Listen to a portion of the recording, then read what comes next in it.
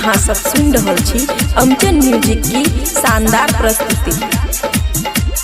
DJ Manish Raxaul के कुमार की छौरी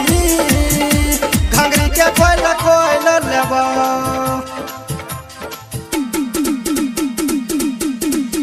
के कुमार की छौरी घंगरी के कोयल लेबा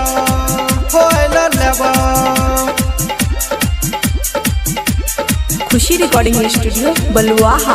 आई देबो न गछौरी काले उधारी, आई देबो न गछौरी काले उधारी, मकई के आटा नियम तोहल देबो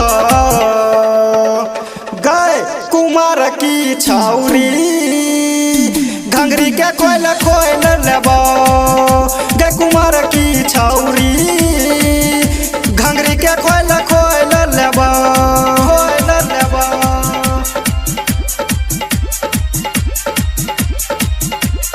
डीजे मनीष रक्सौल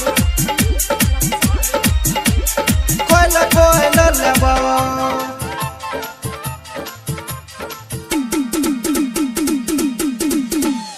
गए कुमार की छौरी घंगरी के कोयल लेबो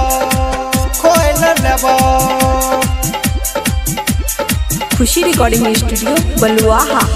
लाले लाले हे लगबै छी छौरी ठोर में ठोहरंगा गे, ठोर में ठोहरंगा गे, तोहरा देखी छौरा छबारी में होय छै बहुते दंगा गे, होय छै बहुते दंगा गे। लाले लाले हे लगबै छी छौरी ठोर में ठोहरंगा गे, तोहरा देखी छौरा छबारी में होय छै बहुते दंगा गे, खेत में से बथुआ के ओल देबो गए कुमार की छौरी घंगरी के कोयल लेबो गे कुमार की छौरी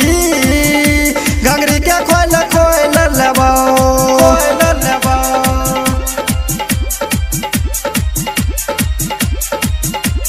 डीजे मनीष रक्सौल कोयल लेबो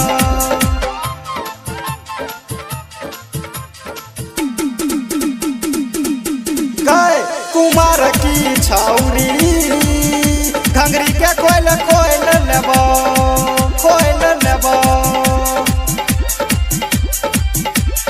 खुशी रिकॉर्डिंग स्टूडियो बलुआहा। चोली के फीता खोलबो हे गे तनिए है काल में, हे गे तनिए है काल में, चुम्मा लेबो हे गे तोरा साइट के देवाल में, साइट के देवाल में, चोली के फीता खोलबो हे गे तनिए काल में,